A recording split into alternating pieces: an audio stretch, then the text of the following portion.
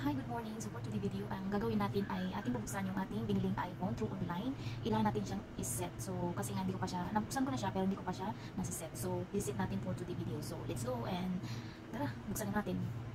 So ito na siya, iPhone 15 Pro Max. 256 GB siya guys. So ito na, ating. Tapos meron siyang adapter at saka meron din siyang pang wipes dyan. So bubuksan na natin kasi ating isiset.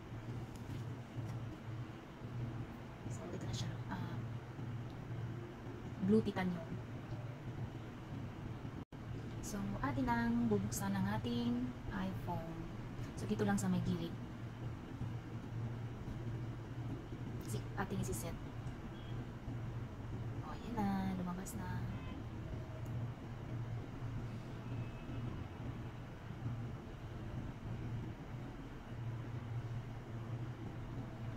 Hindi nakikita kasi masilaw. So, ang gagawin natin ay ibababa natin.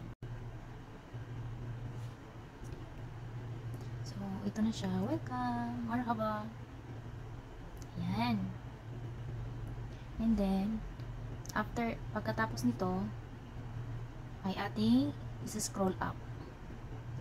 So, ito na. Yan. So, ating isa-scroll up lang siya. Pataas.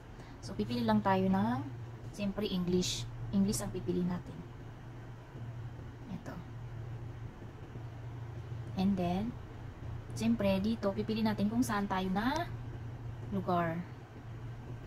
So, siyempre, nandito tayo sa Pilipinas. Sa Saudi tayo, pero Pilipinas ang ilalagay natin.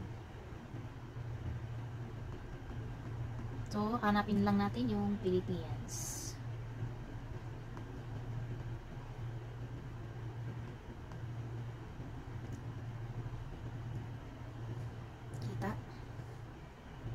Ito na ang next. So, pili ka lang dyan kung default, medium, or large. Depende sa gusto mong laki. Kung large, or ganyan, or medium. So, pipili natin ang medium. Or gusto mong malaki, or medium. Like, ganyan. So, medium lang tayo. So, continue.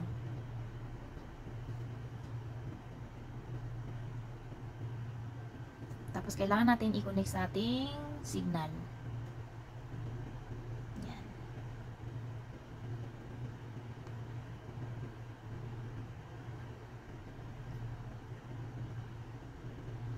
So, sa English, US natin ilalagay. Ganyan.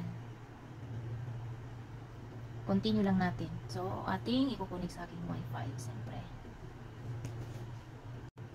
So, ating ikukunik na sa aking Wi-Fi. So, i-join na natin.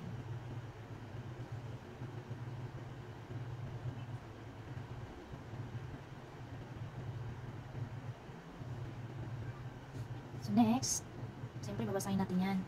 So, continue lang natin. Ayan. Tapos, meron siyang choices dito na sit up for myself or sit up for my family or child. So, siyempre, sit up for myself. Ayan. Click lang natin. So, yan na ang next. So, ito na naman ay isi-sit natin later. Ito yung face detection. So, kailangan natin mag-create ng passcode. So, gagawa tayo. Ito na nga. Nalagyan natin siya ng passcode.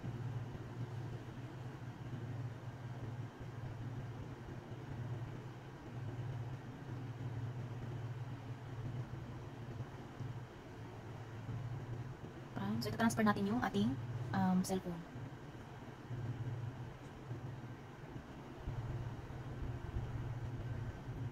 Don't transfer anything. So, gagawa natin ng So, isa-sign in natin ang Apple ID.